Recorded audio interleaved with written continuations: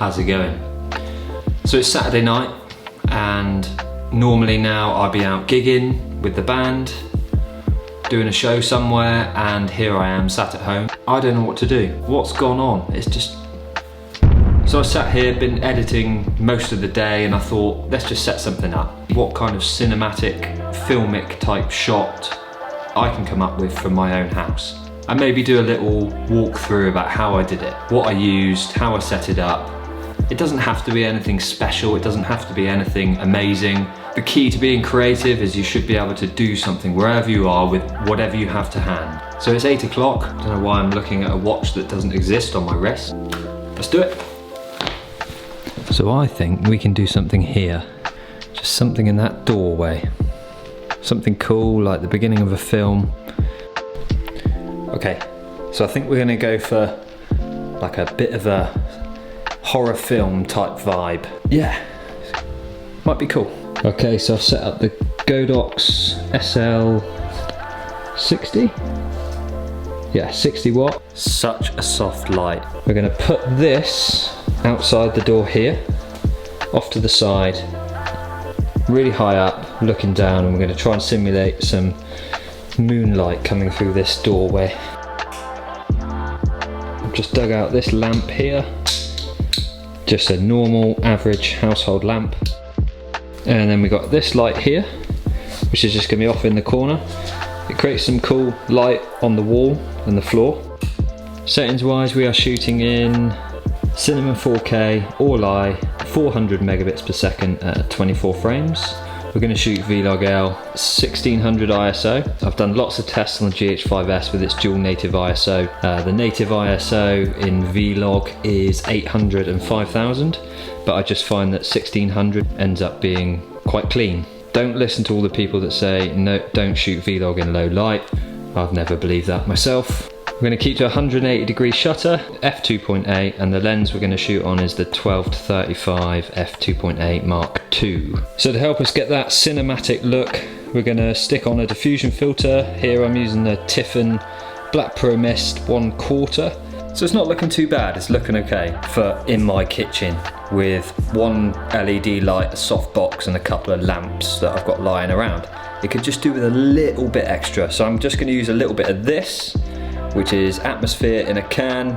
It's very cheap, easy to find online, just light haze. You only need a tiny bit, and it just enhances the lighting, creates a bit of atmosphere.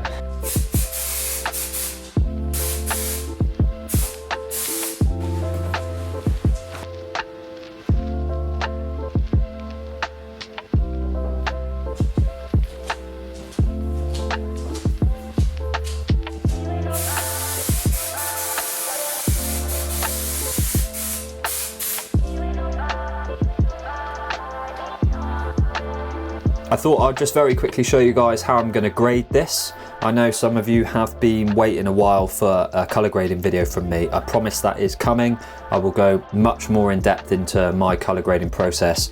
But for now, I'm just going to very quickly show you how I'm going to grade these shots and why. So as you can see, I do work in Final Cut predominantly. There's lots of reasons for that I won't go into now. Even if you use another editor, that doesn't matter. You can still see the tools that I use to grade this, and also you can see the order in which I make the adjustments. So first things first, as you can see, it's all very flat because I shot in Vlog. In case you're wondering, when I'm exposing log footage, I do tend to use the expose to the right method. That is if I don't have a shot that's got a lot of skin tones in it. In a shot like this, there's not too much skin in there, so I was happy to use the expose to the right method. I wanted to just lift those shadows up out of the really noisy areas because it's a fairly low light scene. Expose it nice and bright, it can then be brought back down in post. It's quite normal to get a bit of noise in the shadows, but as soon as you grade that footage and bring it back down to correct exposure, that will get rid of the noise. First things first, with color grading any log footage is to convert it to Rec 709 color space. I'm using the Panasonic Vlog to Rec 709 LUT. So if we put that on, you can see that instantly brings back some of the contrast in color. What I've actually done is made a new LUT in Photoshop, just something a bit different, a different kind of look, horror type feel. So I'm gonna go nice and cool, gonna desaturate it a bit and make it look really dark and moody. So if I turn on the LUT that I've just made, I've called it RF Cool Blues. I can make this LUT available to you guys if you are interested. Let me know in the comments. So if I turn that on, as you can see, I've just pulled everything towards blue. I've desaturated things. I always have my scopes up here and I'm always referring to them. What I would like to do is just bring the exposure down a bit, especially in the midtones, just to make that even darker and moodier. There's two adjustments I tend to make to most of my footage, and that's color wheels, and I also add color curves. But what I do is I move them to below the LUTs. So what I'm doing there is the adjustments I make in the color wheels and the color curves will affect the original footage underneath the LUTs. So I use these two tools for different things really. I tend to use the wheels to bring slight color tints and things into certain areas of the image. So I might want to bring some warmth into the highlights or some more coolness into the shadows. So if I go into my curves, what I'm going to do is I'm just going to drop the midtones just to make this a slightly darker image. Again, always keep an eye on my scopes on the left. So that's made it look a bit moodier, but I'd quite like to create some punch. And the way I do that is to grab the midtones and just bring them up. And you can see there that that's creating more mid-tone contrast. So it goes from a very flat looking image to one that pops. With my highlights, I never go up to 100. Bring them down ever so slightly and it creates a more filmic look. We've gone from that to that. The final touch, bit of secret sauce. I like to use FilmConvert. I use this on a lot of my footage. Depends on the job and what kind of look I'm going for. But I'll bring that curve down because I prefer to do my curves adjustments here to the original footage. And then I'm just going to bring the grain down ever so slightly. I like the grain to be almost felt rather than seen. That's just giving the image some texture.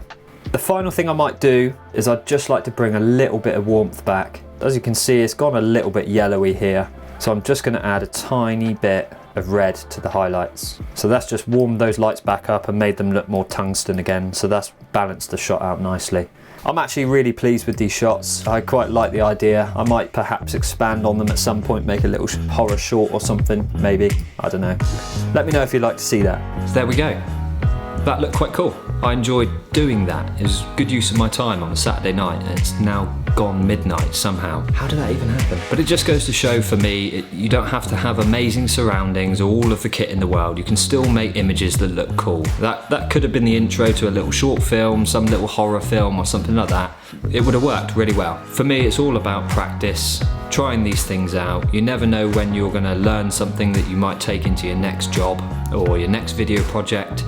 It's all practice, it's all worthwhile doing. So keep trying stuff. Hopefully you found it useful just to see how you can make really, really cool looking images with very little kit, no matter where you are. So go out and make stuff. I'm looking forward to the world getting back to normal. So that's it. I hope you enjoyed it. Let me know what you think in the comments. Got any questions or anything, or what do you want to see from my channel next? Let me know. And I will see you next time.